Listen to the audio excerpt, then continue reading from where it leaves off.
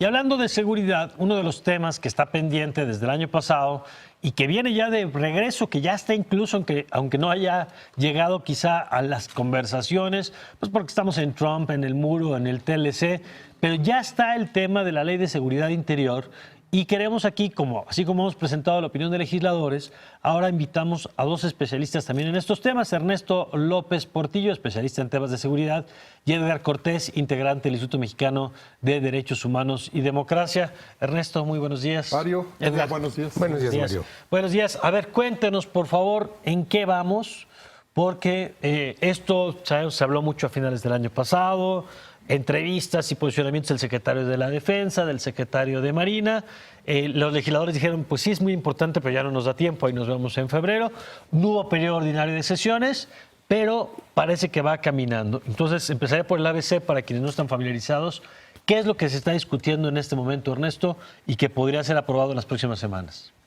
Está en la mesa la posibilidad de que se apruebe una iniciativa de ley que crea esta nueva regulación, esta nueva legislación de seguridad interior.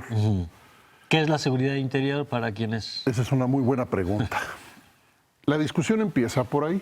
El concepto de seguridad interior para nosotros es un concepto ambiguo, difícil de asir, difícil de entender desde el derecho, porque lo que teníamos antes era un concepto que sí conocemos bien, que es el concepto de seguridad nacional, que podíamos contrastar frente al concepto de seguridad pública. Hay otros, pero me quedo ahí. Seguridad interior es un concepto que están utilizando estas propuestas para regularizar la intervención militar en temas de seguridad pública. Que se ha dicho para darle certeza jurídica. Es correcto. Lo que se quiere es generar un esquema que a primera vista parece correcto, porque supondría darle un piso jurídico a la intervención militar, a las tareas de seguridad pública. Bueno, nosotros creemos que las palabras importan, Mario, y creemos que las evidencias importan.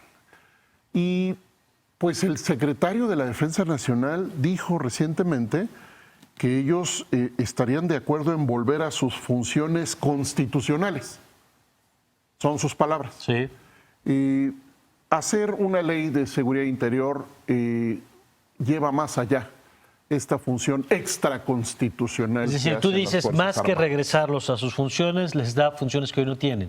Es correcto. Regulariza las funciones que ya hoy hacen a través de un mecanismo que en términos generales es una especie de declaratoria de afectación, dice alguno de los proyectos, a la seguridad interior, en donde los militares y los civiles hacen intervenciones coordinadas con diversas características, pero para hacerlo muy sencillo, intervenciones coordinadas en múltiples lugares del país que se supone serían por tiempos determinados. Claro.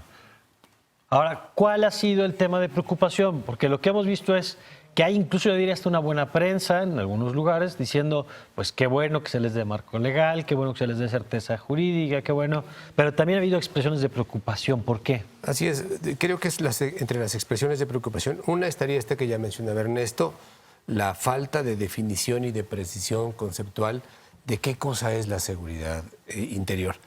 Porque estamos hablando, hay 4 iniciativas al respecto, 2 en Cámara de Diputados, 2 en Cámara de Senadores, donde no hay una definición precisa. Alguna de ellas, la del PAN, habla de que la seguridad interior es una función de la seguridad nacional.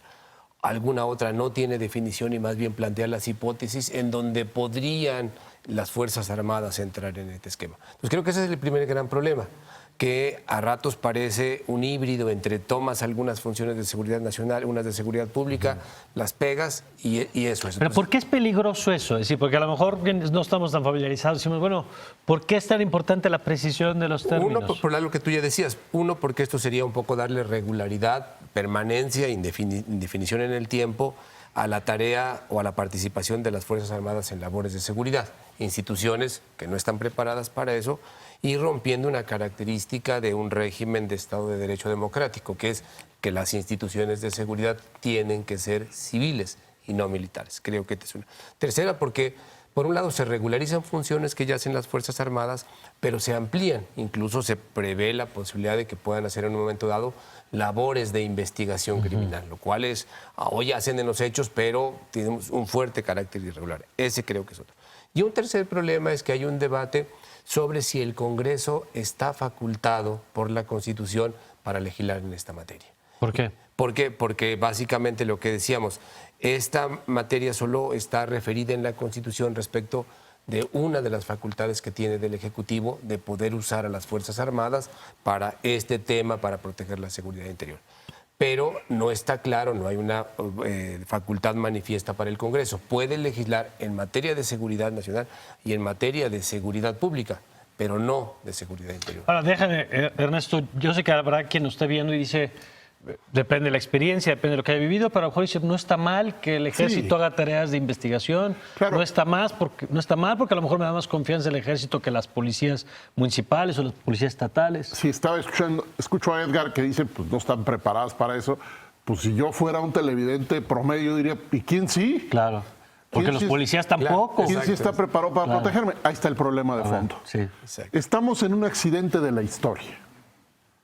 Un accidente de la historia en donde no hicimos la tarea. El Estado mexicano ha dicho que va a profesionalizar a la policía siempre. Se pierde en la historia, Mario, Sí, Edgar, la oferta presidencial. De acuerdo.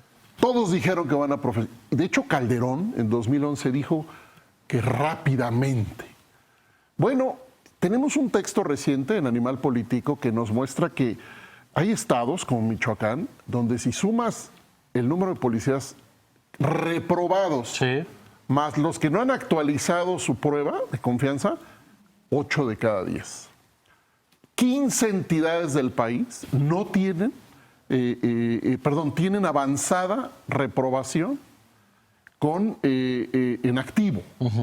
Entonces, la gente que nos ve tiene razón en estar desesperada porque está desprotegida, Claro. porque no confía. Pero las evidencias importan, Mario. Presentó el Centro de Derechos Humanos Pro Juárez unos datos y el programa para las drogas, en materia de drogas del CIDE, presentaron datos muy, muy fuertes la semana pasada. Y parte de esto, Mario, nos dice que si comparas 2000-2006 y luego comparas 2006-2016, que es cuando salen las Fuerzas Armadas intensamente a esta tarea, se multiplicó por 10 el número de quejas en materia de derechos humanos y el número de recomendaciones por violaciones graves a derechos humanos, por violaciones a derechos humanos. Y si comparas el porcentaje de denuncia en contra de militares y en contra de policías por tortura determinada, es mayor la denuncia contra las Fuerzas Armadas. Dijo el general secretario, no estamos preparados para esto. No, no lo están. Entonces, lo que estamos algunos diciendo es que esta ley no es la vía, porque lo que hace esta ley es regularizar algo que ya salió mal y avanzar por un camino que es una puerta falsa, que no solamente no nos redujo la violencia, sino que nos multiplicó la violación a derechos humanos. Ya. Termino con esto. El representante de la Oficina del Alto Comisionado para Derechos Humanos de la ONU dijo en el Senado hace unos días: estamos ante mayores riesgos de efectos indeseables no previstos que se dieron ya en este proceso de militarización. Entonces, entendemos que la gente puede decir, pues entonces, ¿quién me va a proteger? Que vengan los militares, pero les alertamos a todos ellos que los militares no han logrado hacer esa protección porque no están para eso, porque no saben, pero particularmente, Mario, Edgar, porque lo que se necesita es transformar las causas profundas de la violencia. Y eso no lo saben hacer los militares. Los militares son una fuerza de ocupación que está tratando de cumplir una tarea que no hacen los civiles y en ese camino están sufriendo un profundo desgaste. Los propios militares también. Claro. Finalmente, Edgar, ¿en qué etapa se encuentra esto? Sé que han tenido conversaciones también con legisladores, pero de lo que tú sabes, ¿en qué punto van y qué acciones tienen programadas también como sociedad civil? Bueno, lo que decíamos, estamos a unos días de que inicie el periodo ordinario. Han dicho que va a estar en la agenda de este periodo. Ha habido algunos foros de voces a favor. La semana pasada hubo uno, digamos, donde estuvieron grupos de derechos humanos académicos presentando datos que muestran que el camino de la militarización de la seguridad no es la solución y planteando que hay que buscar otras alternativas. Esperamos que el debate siga y que no sea pues lo que a ratos parece, que es una respuesta al reclamo que hizo el secretario de la Defensa Nacional a fines del año pasado de que querían el marco jurídico y se lo estén dando. Y sobre todo porque creo que es muy importante lo que decía Ernesto. Creo que en este debate importa mucho la evidencia empírica, lo que ha pasado en los hechos, los números. Y aunque haya una imagen de que el ejército viene a resolver los problemas, los datos lo que muestran es que desafortunadamente se ha sumado como una fuente más a los muchos problemas que tenemos en materia de seguridad. Pues el tema está creciendo, aquí lo vamos a seguir, por supuesto. Edgar, te agradezco mucho. Gracias a ti, Mario. ¿Dónde pueden seguir en contacto contigo? En Twitter, @EdgarCortésM. Perfecto. Es una frase más. Sí, claro. Si sale esta ley, Sí. México le da la espalda a la ONU. Que quede muy claro. La ONU le dijo a México, no saque adelante esta ley. No es esa la vía. Si la votan a favor, todos los partidos serán responsables de decirle no a la ONU. Pues importante escuchar esas opiniones basadas, como dice Ernesto, en la experiencia. Importante cuidar también nuestras instituciones. Gracias, Ernesto. Gracias, Mario. Gracias, Buenos días. Ernesto López Portillo, Edgar Cortés.